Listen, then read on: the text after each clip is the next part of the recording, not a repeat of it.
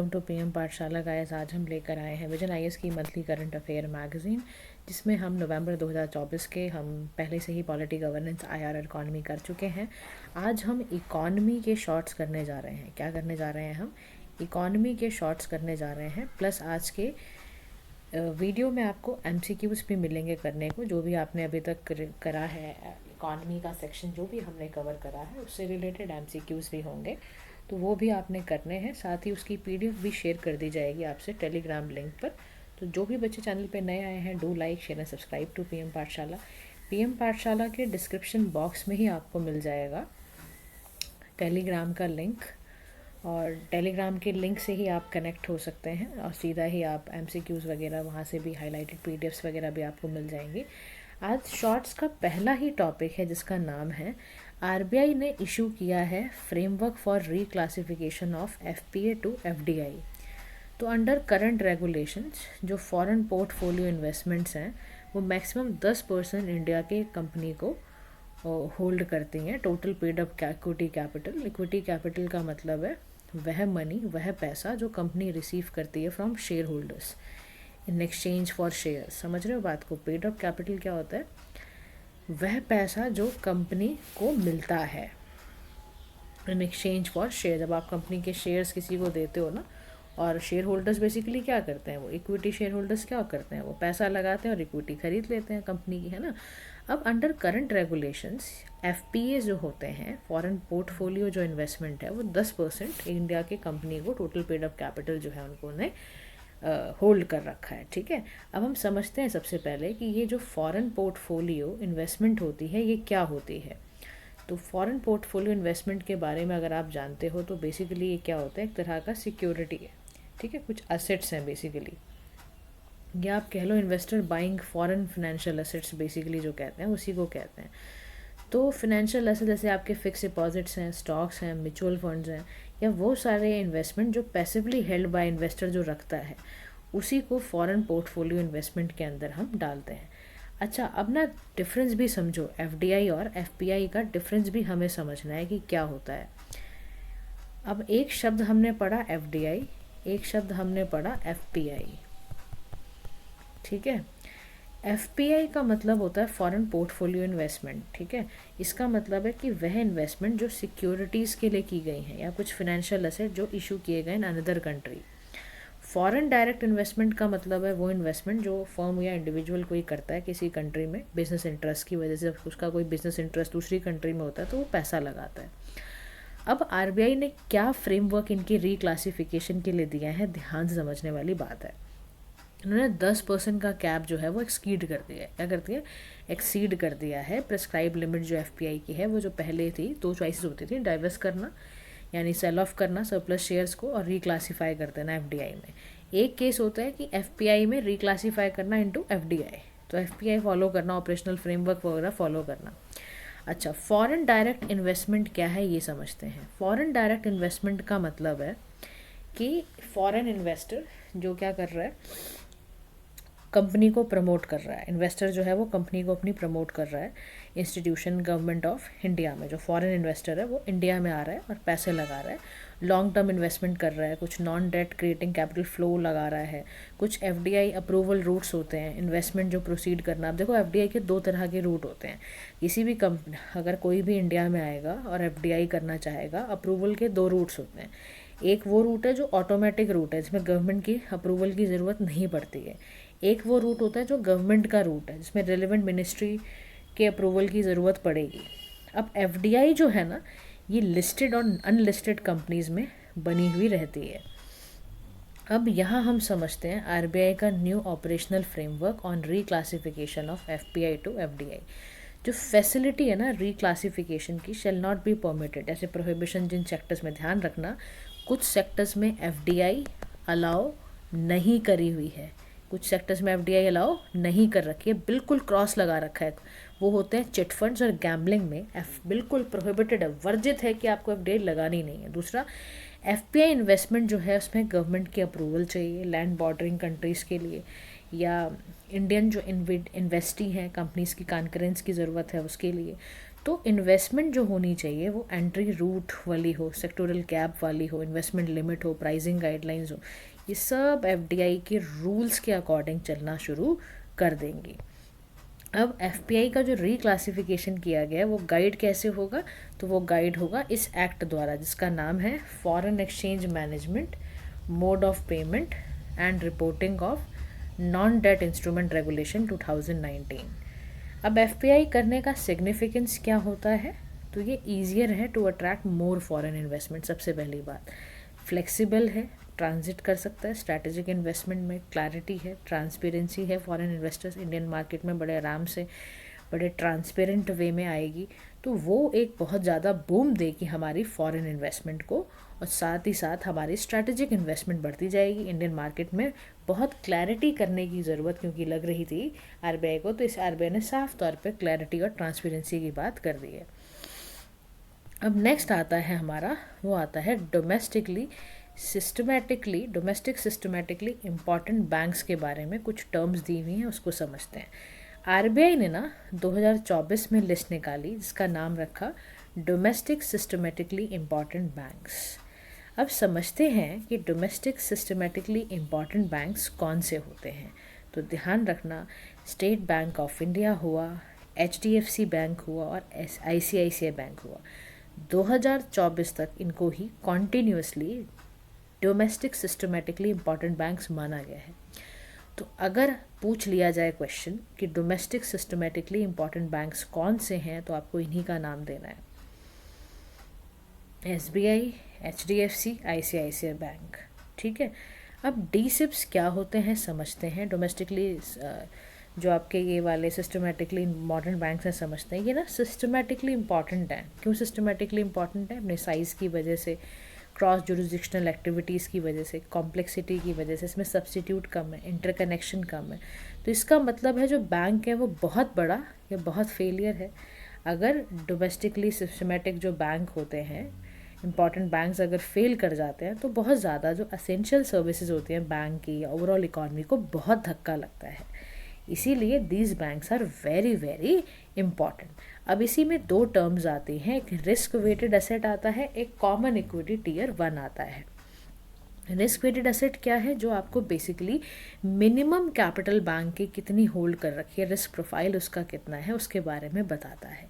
एक common equity tier है जिसमें कि capital component, primarily common stock financial institutions में कितने हैं, हाईएस्ट क्वालिटी रेगुलेटरी के बारे में हमें पता चलता है। तो यानी आप समझने की कोशिश करो कि डोमेस्टिकली जो आपके सिस्टमेटिकली इन्वेस्टमेंट बैंक है ये बहुत ज़्यादा ज़रूरी है, क्योंकि इनको सब्स्टिट्यूट नहीं है, इनका कोई इंटरकनेक्शन नहीं मिलेगा आपको, बहुत इंटरकनेक्टेड है बेसिकली। तो डिक्लेरेशन कैसे की जाती है सिस्टमेटिकली इन्वेस्टमेंट बैंक की, वो ना सब ना 2014 में तैयार हुआ। एक फ्रेमवर्क आया बेसिल कमेटी का बैंकिंग सुपरविजन को लेकर। तो बोला गया कि बैंक्स के size as percentage of GDP, जितना आपका जीडीपी में कंट्रीब्यूशन होता है, और अगर 2% से ज़्यादा है तो आप ना इस लिस्ट में आ जाते हो, डोमेस्टिकली सिस्टमैटिक इन्वेस्टमेंट बैंक की लिस्ट में आ जाते हो। तो बैंक्स को प्लेस किया जाता है 5 बकेट्स में। ठीक है, वो इस बेसिस पर होता है कि एडिशनल कॉमन इक्विटी टियर 1 लगाना, ठीक है, रिक्वायरमेंट कितनी है वो सब लगाना। बकेट 1 जो है वो बैंक्स हैं have to maintain lowest CET1 उनको लगानी पड़ती है, मेंटेन करनी पड़ती है। और जो बकेट 5 बैंक्स हैं उनको मेंटेन करना पड़ता है हाईएस्ट।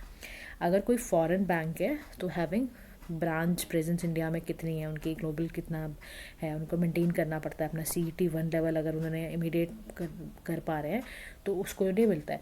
अब फाइनेंशियल जो स्टेबिलिटी बोर्ड है ना, वो रिलीज़ करता है कि ग्लोबली कौन से सिस्टमैटिक इन्वेस्टमेंट बैंक है।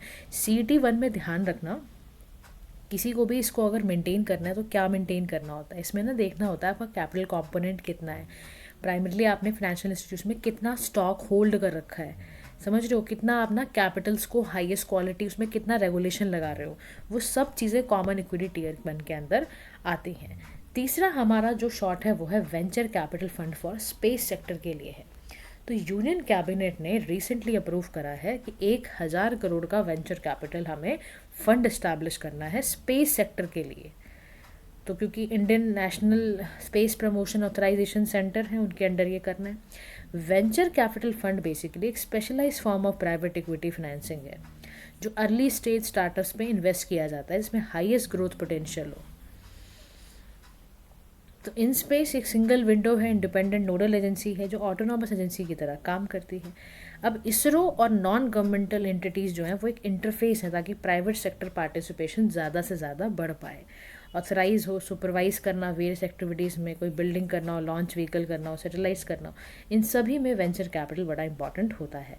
Venture capital fund for space sector वो भी देखते हैं। तो देखो जो प्रपोज फंड है ना वो स्टार्टअप्स के लिए है, इंटायर स्पेस सप्लाई चेन को अपस्ट्रीम करना, मिड स्ट्रीम करना, डाउन स्ट्रीम करने में बड़ा मदद देता है। देखो बहुत इंपॉर्टेंट होता है वेंचर कैपिटल, क्योंकि समझ लो लॉन्ग टर्म फंडिंग के लिए ना कंपनी की शुरुआत में ही, जब कंपनी शुरू में खुली है ना, तो उसकी लॉन्ग टर्म फंडिंग के लिए वेंचर कैपिटल बहुत मदद करता है।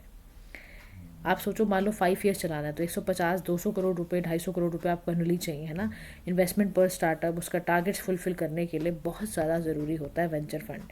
कैपिटल को इन्फ्यूज़ करता है क्योंकि प्राइवेट स्पेस इंडस्ट्री की ग्रोथ को बहुत ज़्यादा एक्सलरेट करता है, स्पेस टेक्नोलॉजी में स्ट्रेंथन करना इंडिया की लीडरशिप थ्रू पार्टनरशिप, ये सब बहुत काम है। अब इसके बेनिफिट क्या हैं? बेनिफिट ये हैं कि इससे स्पेस कंपनीज़ को domicile with in India retention मिलेगी, जनरेट होंगी जॉब्स इंजीनियरिंग में, सॉफ्टवेयर डेवलपमेंट में। तो इंडिया का स्पेस सेक्टर क्या है? इंडिया की जो रैंक है वो है 5th, इंडिया की जो रैंक है वो है 5th रैंक है, 2 से 3% ये ग्लोबल स्पेस इकॉनमी में कॉन्स्टिट्यूट करते हैं। तो $8.4 बिलियन हैं, टारगेट इनका यही है कि 2023-33 तक $44 बिलियन जो है वो आपके कंप्लीट होते चले जाएं, ठीक है, ताकि ये इंडिया के स्पेस सेक्टर को और बूम कर दें। नेक्स्ट हमारा टॉपिक है scheme for medical device industry. Scheme for strengthening medical device industry launch किया है ministry of chemical and fertiliser ने। क्या किया है? Ministry of chemicals and fertiliser ने scheme for medical device industries को लॉन्च किया है। कॉम्प्रिहेंसिव स्कीम है। इसका टारगेट है जो मेडिकल डिवाइसेस होते हैं ना बहुत ही क्रिटिकल एरियाज़ के, उसको अच्छा करना और साथ ही भारत को सेल्फ रिलायंट बनाना, स्पेसिफिकली इस सेक्टर के अंदर। तो इंडिया के मेडिकल डिवाइस मार्केट की ना अभी अप्रॉक्सीमेटली 14 बिलियन के अकॉर्डिंग उसकी वैल्यू चल रही है, जो 2030 तक आप मान सकते हो कि $30 बिलियन तक जाएगी। इंडिया का इनिशिएटिव है प्रमोशन करना मेडिकल डिवाइस मैन्युफैक्चरिंग को, पीएलआई करना, प्रमोशन देना, मेडिकल डिवाइस पार्क वगैरह बनाना, ये सब इसका सारा काम है।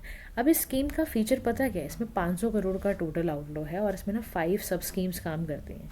एक है common facilities for medical devices clusters, infrastructure banana, research and development labs banana, animal labs create करना, मार्जिनल इन्वेस्टमेंट करना, रॉ मटेरियल्स की कंपोनेंट्स पे काम करना, कैपेसिटी बिल्डिंग, स्किल डेवलपमेंट करना इनका, मेडिकल डिवाइस क्लिनिकल स्टडीज़ करना, एनिमल स्टडी करना, ह्यूमन ट्रायल्स करना, प्रमोशन स्कीम्स को बढ़ाने जाना।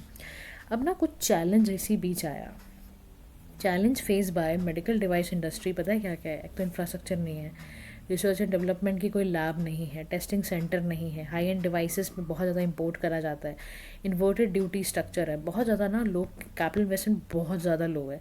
इन सभी के चक्कर में ना ये बहुत ज़्यादा जो है वो देखने को मिलता है कि ये ना बहुत ज़्यादा मामला जो है ख़राब चल रहा था। इसीलिए हम चाहते हैं कि हम ना अपने भारत देश में मेडिकल डिवाइसेस में स्कीम चलाएं और ज़्यादा से ज़्यादा खुद ही बनाएं ताकि हमारा देश तरक्की करे। अब नेक्स्ट हमारा क्या है? एक ना रिपोर्ट के बारे में आया है, state of food and agriculture 2024 की रिपोर्ट है। इसको ना फूड एंड एग्रीकल्चर ऑर्गेनाइजेशन ने इसको ना लॉन्च किया है, इसको रिपोर्ट को रिलीज़ करा है। रिपोर्ट का ना एम्फेसिस है वैल्यू ड्राइवन ट्रांसफॉर्मेशन करना है एग्री फूड सिस्टम का। और प्रीवियस एडिशन के अकॉर्डिंग में देखो तो ग्लोबल हिडन कॉस्ट है एग्री फूड सिस्टम की, journey of food from farm to table. तो हिडन कॉस्ट के बारे में हम ना समझने चलते हैं। हिडन कॉस्ट का मतलब होता है एक्सटर्नल कॉस्ट, नेगेटिव एक्सटर्नलिटी यानी कि इकोनॉमिक लॉस, जो पॉलिसी फेलियर के कारण आया हो, किसी मार्केट लॉस के कारण आया हो। अब की फाइंडिंग्स रिपोर्ट की क्या है? सबसे बड़ी बात होती है हिडन कॉस्ट का मतलब क्या है? इंडस्ट्रियल एंड डाइवर्सिफाइंग करना एग्री फूड सिस्टम को, तो मैक्सिमम आपका ना ग्लोबल क्वान्टिफाइड हिडन कॉस्ट को कंट्रीब्यूट कर रहा है। यानी आना $5.9 ट्रिलियन का 2020 तक ये पैसा लगाएगा और ये हिडन कॉस्ट यहाँ पे डोमिनेट करती है, which is link to non communicable disease. अब ना यहाँ पर ना अनहेल्दी डाइटरी पैटर्न्स हैं, बहुत लो इनटेक है होल ग्रेन्स का, हाई इनटेक सोडियम्स का है। 70% जो है यहाँ पर ऑल क्वान्टिफाइड हिडन कॉस्ट में पैसा लगता है। और भी बहुत से ऐसी कॉस्ट ऐसे ना बहुत अंडर नरिशमेंट है, अब ना देखो सोसाइटी के ना कई सारे कॉस्ट लगते ही लगते हैं, जैसे अंडर नरिशमेंट है, पॉवर्टी है, एनवायरमेंटल कॉस्ट है, सारे के सारे लगते ही हैं। अब इंडिया के रिलेटेड फाइंडिंग्स में बोला जा रहा है कि इंडिया ना टोटल हिडन कॉस्ट ना आप समझो 1.3 ट्रिलियन एनुअली ख़राब करता है अपना, third largest after China and USA, unhealthy dietary pattern की वजह से। तो इंडिया ने इनिशिएटिव लगाने पड़ गए हम, इसीलिए हम परंपरागत कृषि विकास योजना पे काम करने लगे, पर ड्रॉप मोर क्रॉप पे काम, फिर नेशनल बैम्बो मिशन पे काम करने लगे। ऐसे एग्रीकल्चर के लिए हमने क्या करा, हमने मार्केटिंग इंफ्रास्ट्रक्चर को तैयार करा, हमने फार्मर वेलफेयर को तैयार करा। तो मेजर कुछ ना ऐसे रिकमेंडेशंस हैं ताकि ना हमारा एग्री फूड वैल्यू चेन जो है वो ट्रांसफॉर्म कर जाए। तो कह रहा है इंडस्ट्रियल एग्री फूड सिस्टम है, लॉन्ग वैल्यू चेन है, बहुत हाई अर्बनाइजेशन है। तो हम क्या कर रहे हैं, फूड बेस्ड डाइट्री को अपग्रेड कर रहे हैं। ठीक है, जैसे न्यूट्रिएंट लेबल्स चिपकाना, सर्टिफिकेशन चिपकाना, ट्रेडिशनल एग्री फूड सिस्टम के बारे में ज़्यादा से ज़्यादा सोचना, short value chain with low urbanisation, complement करना कन्वेंशनल प्रोडक्टिविटी एनहांसिंग इंटरवेंशंस को, इन्वायरमेंट को और अच्छा करना, डाइटरी लीवर्स को अच्छा करना, ताकि जो इन्वायरमेंटल फुटप्रिंट है ना उनको ना देखो अवॉइड करना है हमें। हमें नहीं कुछ हमें ऐसा कोई काम नहीं करना जिससे हमारा इन्वायरमेंट ख़राब हो, क्योंकि हमें अल्टीमेटली उसकी भी कॉस्ट कहीं ना कहीं लगानी पड़ जाएगी, तो उसको हमें बचाना है। ठीक है, इसके बाद हमारा ना इस अभी क्या हुआ, 21 ना लाइफ स्टॉक सेंसस हुआ है। अक्टूबर 2024 से लेकर फरवरी 2025 के बीच में पूरा शेड्यूल किया गया कि हम इसे करेंगे। अच्छा, इसमें काम करेगा union ministry of fishery, animal husbandry और डेयरिंग। तो 21 के लाइफ स्टॉक सेंसस है जिसको ना अपडेट किया जा रहा है। इसमें लाइफ स्टॉक की पॉपुलेशन कितनी है, गवर्नमेंट ने कितना अलाउ कर रखा है, उनके एड्रेस को कैसे कैसे इशू किया जाएगा, उनके इशूज़ को, डिजीज़ कैसे कंट्रोल होगी, इनकी ब्रीड इंप्रूवमेंट कैसे करनी है, इनके रूरल लाइवलीहुड्स का क्या करना है। तो ना ये फुली डिजिटाइज्ड है सिमिलर टू 20th सेंसस। और डेटा जो है वो 16 स्पीशीज़ ऑफ लाइफ स्टॉक पे बना है, 219 इंडिजिनस ब्रीड्स पर कैप्चर किया गया है। अच्छा, ये ना कवर करेगा data on pastoralist for first time. और जो फोकस करा जा रहा है इनका जेंडर रोल्स पे। तो लाइफ स्टॉक सेंसस जो होता है वो लाइफ स्टॉक सेंसस ना हर 5 साल में किया जाता है। 1919 से किया गया था, ठीक है, और 2019 में हुआ था लास्ट। अब आपका 2024 से पूरे 25 में चलेगा ये। ठीक है, तो याद रखना कि इस बार 21वां लाइफ स्टॉक सेंसस होने जा रहा है। नेक्स्ट हमारे पास आता है world organisation for animal health के बारे में। तो यहाँ पर ये कह रहा है कि ना इंडियन काउंसिल ऑफ एनिमल जो एग्रीकल्चर जो रिसर्च है ना, नेशनल रिसर्च जो सेंटर है, वो बेसिकली क्या करेगा उसके बारे में हम समझते हैं। देखो पता है क्या हुआ, ICAR और NRC क्वीन ना एक हरियाणा में मिलकर ये ना ग्रांट कर रहे हैं, world organisation for animal health reference laboratory status basically तैयार कर रहे हैं। अब ये यहाँ ना ये रिकॉग्नाइज कर रहे हैं स्पेसिफिकली कि एक्वीन पिरोप्लास्मोसिस डिजीज़ जो बेसिकली हो रही है, ये पता है किसकी वजह से होती है, टिक बॉर्न प्रोटोजोन पैरासाइट्स की वजह से होती है, जो हॉर्सेस को, डोंकीज को, म्यूल्स को, जेब्रास को इन्फेक्ट करती है। ये ना एक इंटरगवर्नमेंटल ऑर्गेनाइजेशन है, 1924 में आई थी। ठीक है, ये ना इन्फॉर्मेशन डिसमिनेट करती है, एनिमल डिजीज़ से रिलेटेड हो गई, एनिमल हेल्थ ग्लोबली इसको इम्प्रूव करने की बात है। तो इसमें ना 183 मेंबर्स हैं और पेरिस हेडक्वार्टर है इसका, फ्रांस में बेसिकली इसका हेडक्वार्टर है। ठीक है, नेक्स्ट हमारा यहाँ पे टॉपिक आता है नैनो फर्टिलाइजर्स को लेकर। तो ना भारत के जितने भी साइंटिस्ट हैं ना उन्होंने नैनो मटेरियल कोटिंग को डेवलप करा है, जो कि मेड ऑफ नैनो क्ले, और ताकि जो पोटैश है उसको म्यूरेट करा जा सके उसके लिए करा गया है ये। समझ रहे हो। अब ना देखो जो म्यूरेट ऑफ पोटैश होता है ना, इसमें ना आप समझो 80% ना पोटेशियम फर्टिलाइज़र नीड्स को ये फुलफ़िल करता है। तो हम ना समझते हैं सबसे पहले कि ये म्यूरेट क्या होता है। देखो म्यूरेट ऑफ पोटैश जो होता है ना उसका मतलब एक सामान, मतलब ना इसका पैकेट मिलता है 900 रुपये का आता है पर किलो, बहुत महंगा होता है ये। इसमें ना बेसिकली इसको MOP बोलते हैं, ठीक है, और ना इसको MOP के साथ साथ इसको पोटेशियम क्लोराइड भी बोलते हैं। क्या बोलते हैं, वाइट कलर का होता है कि, और इसको पोटेशियम क्लोराइड भी बोलते हैं। ठीक है, वाटर सोल्यूबल फर्टिलाइज़र है जिसमें पोटेशियम है और वाइटल न्यूट्रिएंट है ताकि प्लांट की ग्रोथ हो पाए। समझ रहे हो मेरी बात को, प्लांट की ग्रोथ के लिए इसको किया जाता है। अब यहाँ पर ये कह रहा है कि ना ये 80% पोटेशियम फर्टिलाइज़र नीड्स को फुलफ़िल करेगा। अब नैनो फर्टिलाइज़र क्या है, तो ये न्यूट्रिएंट्स हैं जो ना इनकैप्सुलेट करे जाएंगे, कोट किए जाएंगे with in nano material. 100 nanometres और लेस से रिलेटेड आपको इसमें मिलेगा। इसमें कंट्रोल्ड रिलीज़ होगा, सब्सिक्वेंट स्लो डिफ्यूजन होगा सॉइल में। पता है ये क्यों करा जाता है, ये क्यों किया जाता है, ताकि ना हमारा सस्टेनेबल फार्मिंग प्रमोट हो सके। हमारा सॉइल एंड वाटर कॉन्टेमिनेशन को रोकने के लिए किया जा रहा है, हमारे ना न्यूट्रिएंट एब्जॉर्प्शन इम्प्रूव हो, हमारा वेस्ट कम हो, हमारा लोअर एप्लीकेशन फ्रिक्वेंसी के लिए हम ना नैनो फर्टिलाइजर्स के लिए ये बनाया जाता है। नेक्स्ट आता है टॉपिक मोरमुगो पोर्ट अथॉरिटी के बारे में। इसको रिकॉग्नाइज़ किया गया था globally as an incentive provider on in environmental ship index platform. Publish कौन करता है इसको? International association of ports and harbour. 2011 से ये बेसिकली स्टार्ट हुआ है। ये ना हम चाहते हैं, पता है क्या है, हम चाहते हैं शिप्स को ना ताकि वो बेटर परफॉर्म करें, उनका ना जो एमिशंस हैं वो रिड्यूस हो, उसका एयर एमिशंस मतलब करंट एमिशन स्टैंडर्ड्स के तहत। तो मोरमुगु जो पोर्ट है ये सबसे पहली बात तो एक मेजर पोर्ट है। आपको पता है ना हमारे देश में कुछ मेजर पोर्ट्स हैं, कुछ माइनर हैं। आपको कमेंट सेक्शन में बताना है इस समय भारत देश में कितने हमारे पास मेजर पोर्ट्स हैं, कितने हमारे पास माइनर पोर्ट्स हैं, उनको आपके नंबर में बताना है कि कितने हैं। तो मोरमुगु का पोर्ट जो है वो आपको पता है मेजर पोर्ट है, लोकेटेड है कि गोवा में। और पहला जो पोर्ट था ना जिसको इंट्रोड्यूस किया गया ग्रीन शिप इंसेंटिव में, वो हमारा मोरमुगु का पोर्ट है, जिसको हम ना ग्रीन शिप इंसेंटिव हरित श्रेय स्कीम के तहत इसको लॉन्च कर रहे हैं। बात समझ गए? इसमें भी through ESI environmental ship index वाले ही करवा रहे हैं। हरित जो श्रेय स्कीम है ना ये 2023 में आई थी। इसका काम पता है क्या? इसका काम है कि शिप्स को ना इंसेंटिव देना ताकि वो फेवरेबल काम कर सकें, और ना हम चाहते हैं ग्रीन शिपिंग हो और इसकी वजह से ना कार्बन ना फैले, डीकार्बनाइज करने के लिए हम ऐसा कर रहे हैं। नेक्स्ट है हमारा बीता ड्राई पोर्ट के बारे में हम बात करते हैं। देखो पहला ऐसा ड्राई पोर्ट है जो इनलैंड कंटेनर जिसमें डिपो है, और ये ना बीता नियर पटना ये इनाग्रेट करा गया। ड्राई पोर्ट्स पता है क्या होता है? ड्राई पोर्ट्स का मतलब है जहाँ जो लॉजिस्टिक्स है, फैसिलिटी है, वो सी पोर्ट से दूर होती है, या एयरपोर्ट से कार्गो हैंडलिंग जब दूर होती है तो उसको कहते हैं, जैसे स्टोरेज दूर है कहीं, है ना, फैसिलिटी अवे है from a sea port, airport, cargo handling, storage वगैरह दूर है। ठीक है, अब इस पोर्ट से फ़ायदा पता है क्या होगा? इससे ना एक्सपोर्ट जल्दी होगा। एग्रो बेस्ड गारमेंट ये सब फटाफट लेदर प्रोडक्ट्स होंगे वो फटाफट एक्सपोर्ट होंगे, बाहर जाएंगे, बाहर की मार्केट में जाएंगे, और इससे हमारा लॉजिस्टिक अच्छा होगा, कार्गो हैंडलिंग ट्रांसपोर्टेशन अच्छा हो जाएगा हमारा। अब ज़्यादातर ना ऐसा किया जा रहा है एंटायर ईस्टर्न इंडिया की तरफ, and it is connected by rail to major gateway ports के साथ, कोलकाता है, हल्दिया है, विशाखापट्टनम है, नवा शिवर, इन सभी के साथ इसको कनेक्ट बेसिकली करा गया है। नेक्स्ट टॉपिक है हमारा विपो से रिलेटेड है। ठीक है, वर्ल्ड इंटेलेक्चुअल प्रॉपर्टी इंडिकेटर 2024 की रिपोर्ट है। उसमें ना ये ना रिलीज़ कौन करता है? वर्ल्ड इंटेलेक्चुअल प्रॉपर्टी ऑर्गेनाइजेशन करता है।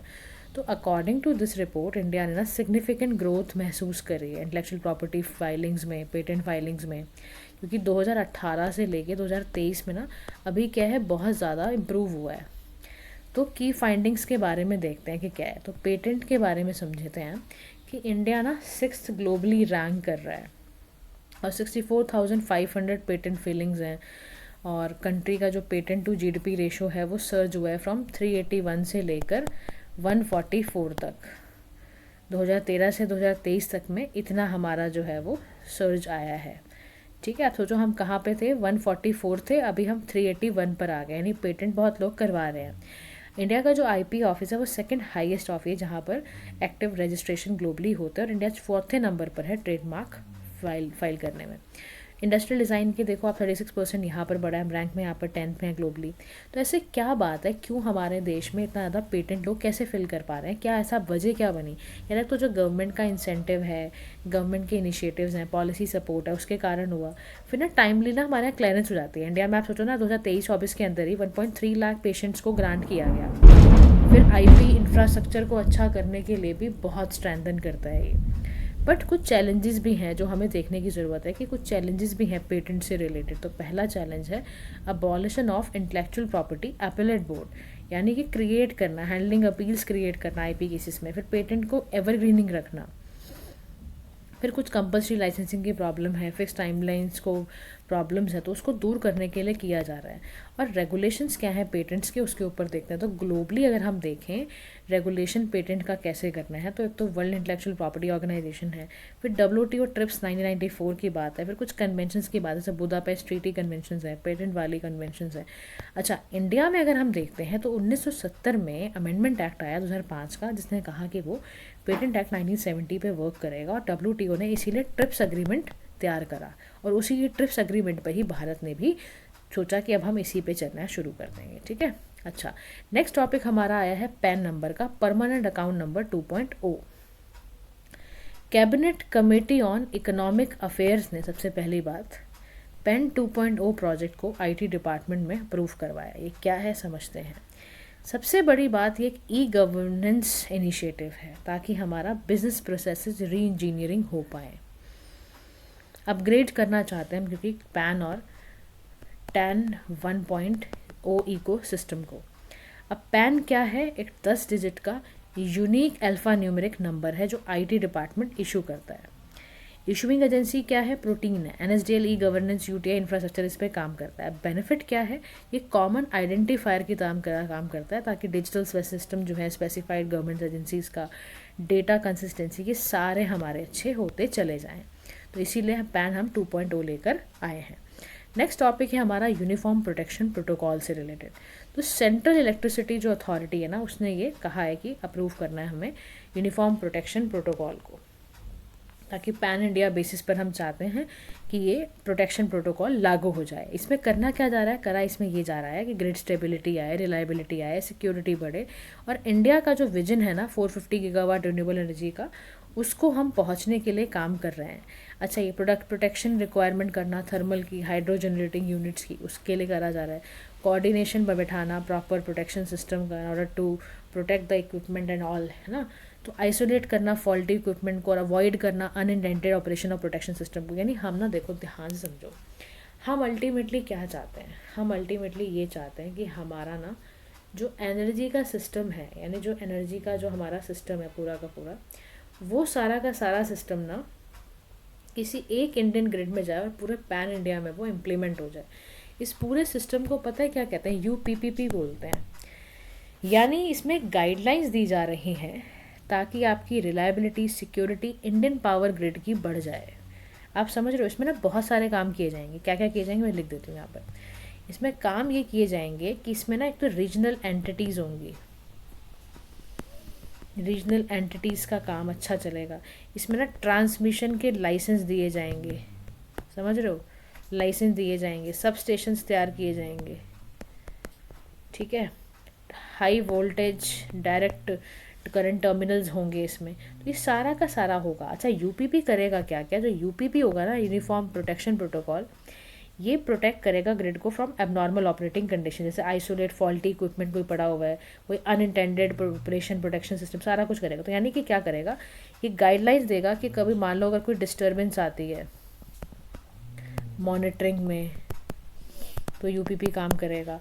कुछ ऑडिट से रिलेटेड कोई चीज़ें होंगी उस पर काम करेगा, तो सारा करेगा। क्योंकि देखो हम ये सब पता है क्यों कर रहे हैं, ultimately we are doing all this क्योंकि हम 2030 तक चाहते हैं, वही बात ध्यान से सुनना, 2030 तक हम चाहते हैं 450 गीगावाट हमारी एनर्जी कैसी हो जाए, रिन्यूएबल एनर्जी वाली हो जाए। हम इसीलिए चाहते हैं जो यूज़र है वो ग्रिड को प्रॉपर कोऑर्डिनेशन के साथ वो मेंटेन करके, ताकि मिनिस्ट्री ऑफ पावर का बहुत ज़्यादा ध्यान है कि जो ग्रिड हो ना वो स्टेबिलिटी, रिलायबिलिटी, सिक्योरिटी उसकी बढ़ती चली जाए। इसीलिए हमने यूनिफॉर्म प्रोटेक्शन प्रोटोकॉल को हम आगे लागू करना चाहते हैं, ठीक है। तो उसके बाद हम सीधा ही चलते हैं अपने आप